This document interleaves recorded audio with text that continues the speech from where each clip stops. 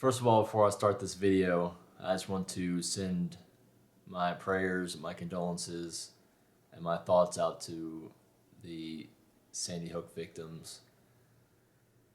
Anyone that could walk into a school and gun down innocent, not just adults, but children.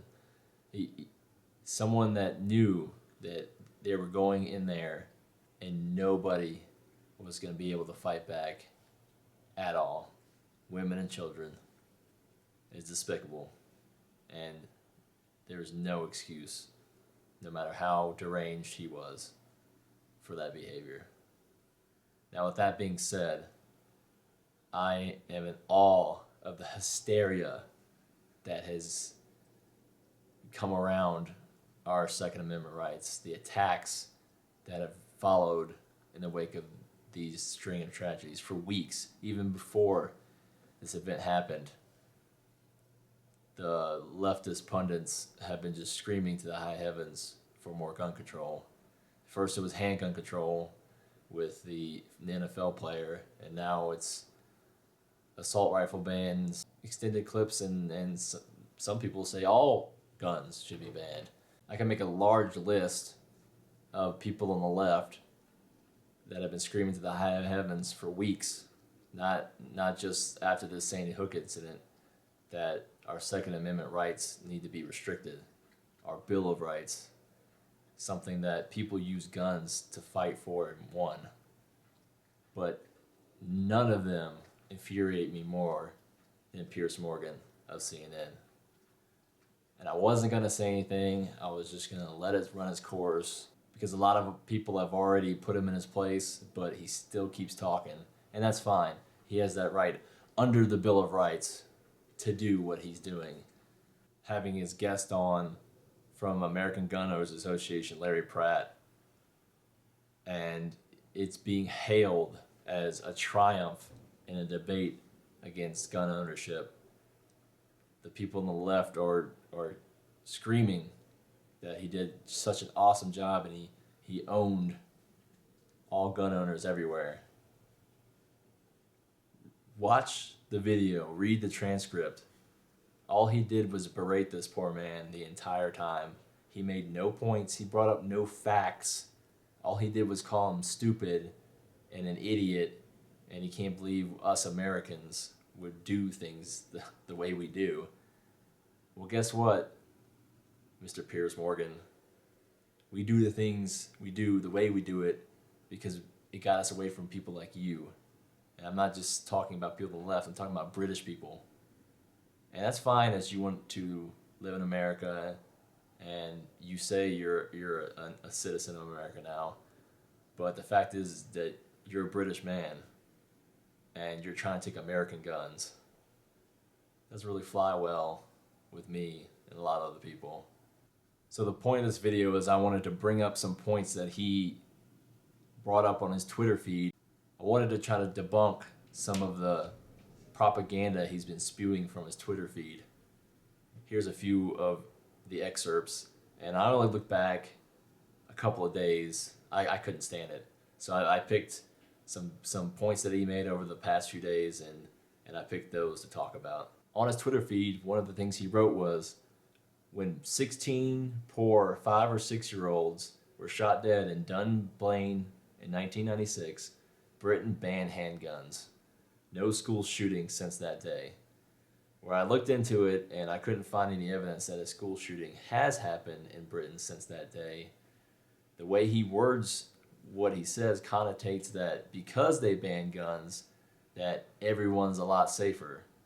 And that's not true. I found a CNN story of all things talking about this very same thing. And it talks about what the British ban on guns actually did. What effect did the ban have?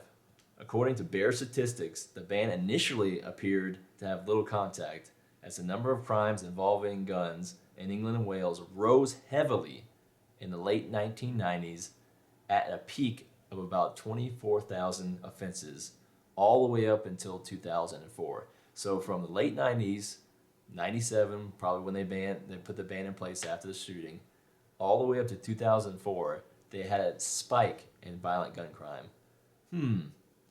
The government just banned guns. No one that wants to follow the law has guns anymore. They turned them all in. The article goes on to say that since 2004, the number of gun crimes have decreased in Britain from 5,549 to about 3,105 in 2011. Despite the drop in gun violence in Britain, there have been some very high-profile cases of gun violence since then. In 2010, a lone gunman killed 12 people in a 4-hour shootout. Also, after a long manhunt, the body of a 52-year-old taxi driver was found along with 2 high-powered rifles, one equipped with a telescopic scope. The article also goes on to say, any weapon can be misused in a crime. Gun control will never be a complete solution to events like mass shootings like we saw in Connecticut. And while tighter gun control removes risk at an incremental basis, significant numbers of weapons still remain in Britain. So they banned guns after a similar shootout like we had in Connecticut in Britain in 1996, and for nearly a decade, gun violence spiked and ravaged the country, it sounds like. What it comes down to is called victim disarmament. You're disarming honest, law-abiding citizens, and you're allowing criminals, essentially, to have guns. When you outlaw guns, only outlaws have guns. They don't care about gun policy. They don't care about gun restrictions. But honest, good people do, and they don't want to go to jail. Criminals don't care if they go to jail. Criminals don't care if they kill you or rob you with a gun.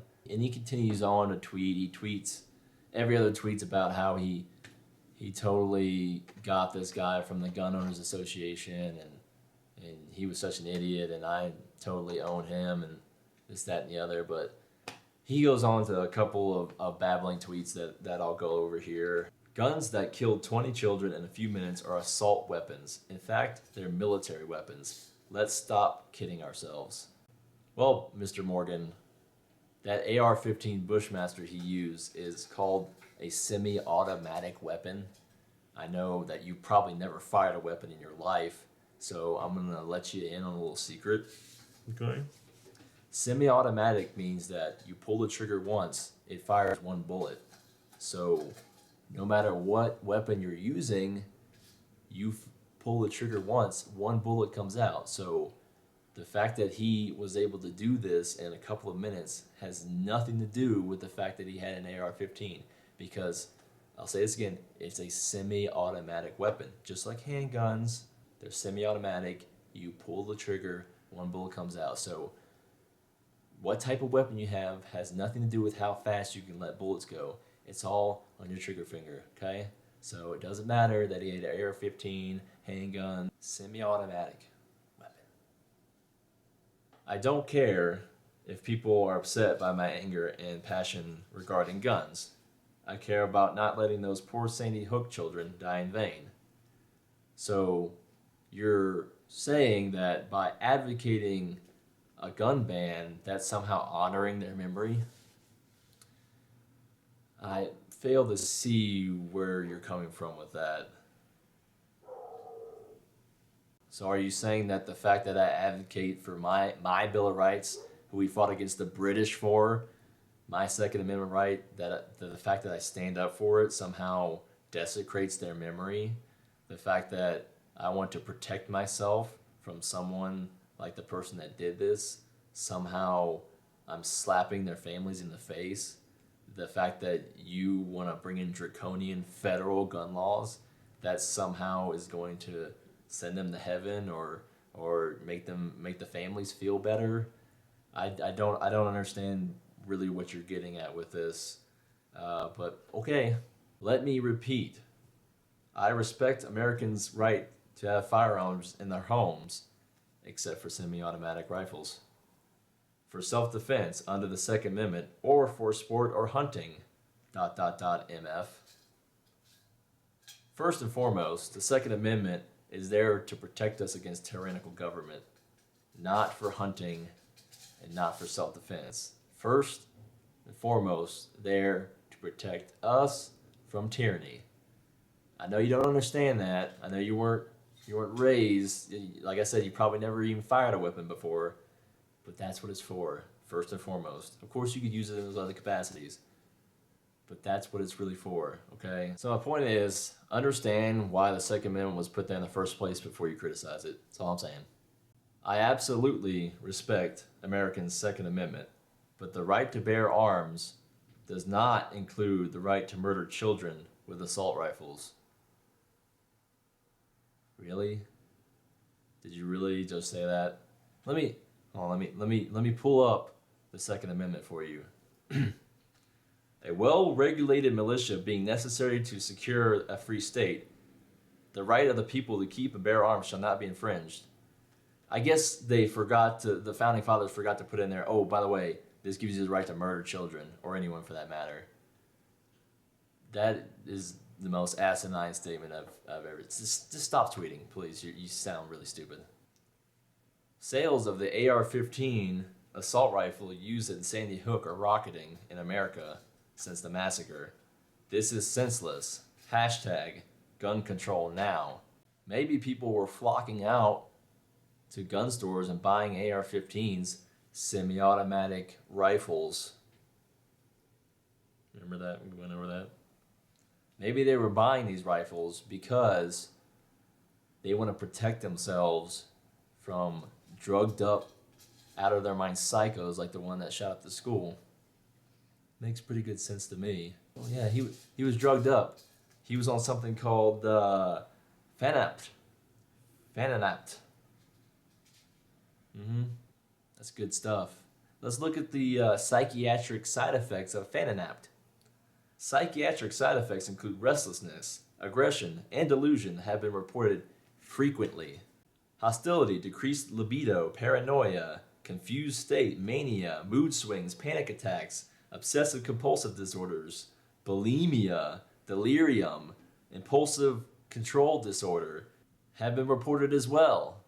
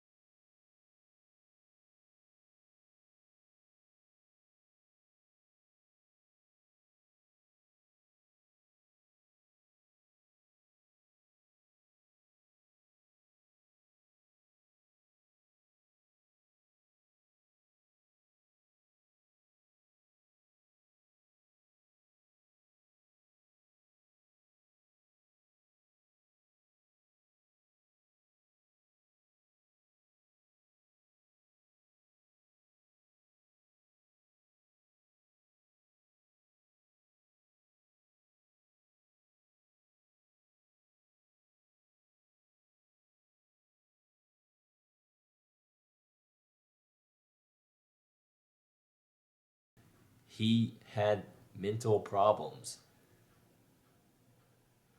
She gave her mentally deranged son access to her weapons, whether intentionally or unintentionally. He was on Fanapt, a psychotropic drug. She wanted to put him in a psychiatric hospital. You have 8 guns just lying about your house? Really? But the sad thing is, stuff like this is going to happen.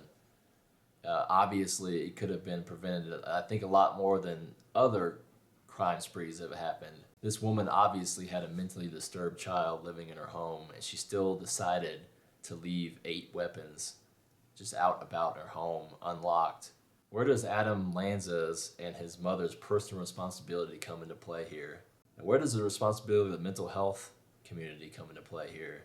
At what extent was he being seen? At what kind of other treatments was he underneath? Was he on multiple psychotropics other than Fanapt? Besides all of that, besides the mental health argument, besides the gun argument, besides the argument of the responsibility of himself and his mother, people will do bad things. People are evil. People want to kill. People go insane. This stuff happens. So when you're huddling in the corner of a room and there's someone shooting up the place, or you're huddled behind a movie theater seat. Do you want to sit there crouched with your head in between your legs waiting to be possibly shot and killed? Or do you want the right to defend yourself? The bottom line is he went to that school because he knew nobody would fight back. And if bullets had been flying back at him, I guarantee you he would be running if he had not been shot dead right there. As soon as he heard the police sirens coming, like the chicken neck coward he is, he went and took his own life. Dianne Feinstein, if you want to take my guns, do away with your Secret Service security. They're armed security guards. Michael Moore, do away with your armed guards. Piers Morgan, bodyguards, get rid of them. You don't need them. You got the police. You got the police that you can call, and they'll be there eventually to help you out. And that's the narrative. That's that mindset. Don't you want to be able to defend yourself? Don't you want to not be a helpless victim? On a side note, I've been reading For a New Liberty by Murray Rothbard. I'm about a quarter of the way through it. I love the book. If you're just getting into things, I would read a couple of Ron Paul books first. This is kind of intermediate level, but great read. It talks about, at least in the first quarter, it talks about how classical liberalism got hijacked by the progressive movement and from the founding fathers all the way up until why we have the system we have today. It's a very good read so far. Again, thank you guys for viewing. This is my second official video. I clipped out a piece of my first video, Ron Paul's farewell speech, analyzed, and kind of put a snippet out there to kind of draw some new viewers in and stuff like that. But thank you for viewing. I am the Slavic Libertarian. Please follow me on Twitter at Slav Libertarian. I tweet daily, multiple times a day, about liberty issues and opinions and news stories that come across my way. But thanks for viewing. Subscribe to my channel and follow me on Twitter. I'll follow you back.